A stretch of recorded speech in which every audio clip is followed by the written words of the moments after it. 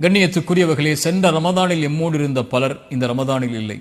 என்னோடு என் உரையை கேட்டு என்னோடு வாழ்ந்த பலர் சென்ற ரமதானில் இருந்தவர்கள் இந்த ரமதானில் இல்லை.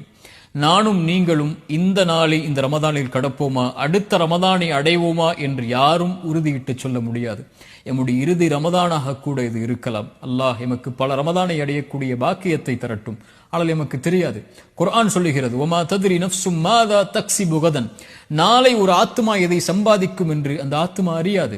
ஒமா தத்ரி நஃப்சும் பிஐயி அர்தின் தமூத், ஒரு அடியான் ஒரு ஆத்மா எந்த இடத்தில் மரணிக்கும் என்று அதனால் அறிய முடியாது. அல்லாஹ் ஒருவன் தான் அறிந்தவன்.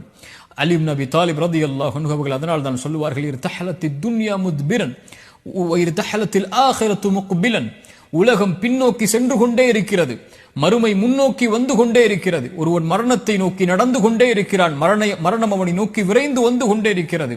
ஒவ்வொன்றுக்கும் பிள்ளைகள் உண்டு. மறுமையின் பிள்ளைகளாக நீங்கள் இருங்கள், உலகத்தின் பிள்ளைகளாக ஒருபோதும் ஆகிவிடாதீர்கள். இன்று செயல்படலாம், ஆனால் விசாரிக்கப்பட மாட்டீர்கள்.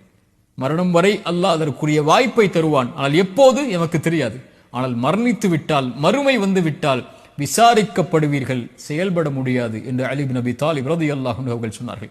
அல்லாஹ்வுடைய தூதர் ஸல்லல்லாஹு அலைஹி வஸல்லம் அவர்களும் சொன்னார்கள், ஒரு அடியான் சொர்க்கத்துடைய அமல்களை செய்து கொண்டே இருப்பான், அவனுக்கும் சொர்க்கத்தை அடைவதற்கும் இடையே அந்த செயலை செய்தால் அவன் சொர்க்கம் நுழையலாம், ஒரு முழம்தான் இடைவெளி இருக்கும். அந்த நேரத்தில் அவன் நரகத்துடைய அமல்களை செய்கிறான், அவனுடைய விதி முந்துகிறது, அவன் நரகம் நுழைகிறான். ஒரு அடியான் நரகத்துடைய அமல்களை செய்து கொண்டே இருக்கிறான், அவனுக்கும் நரகத்தை அடைவதற்கும் இடையே ஒரு முழம், இந்த செயலை செய்தால் நரகம் என்று இருக்கும் போது விதி முந்துகிறது, அவன் சொர்க்கத்துடைய அமல்களை செய்கிறான், அவன் சொர்க்கம் நுழைகிறான் என்று அல்லாஹ்வுடைய தூதர் ஸல்லல்லாஹு அலைஹி வஸல்லம் சொன்னார்கள்.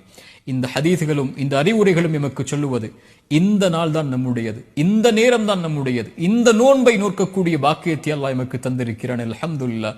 இந்த நேரத்தை மகிழ்ச்சி அடைந்து ஏற்று அல்லாஹ்வை நோக்கி செல்லக்கூடிய மக்களாக ஆகுவதுதான் அல்லாஹ் இந்த ரமதானில் உயிர் வாழக்கூடிய பாக்கியத்தை எமக்கு கொடுத்தமைக்கு அல்லாஹ்விற்கு நாம் செய்யக்கூடிய நன்றியாக அமையும்.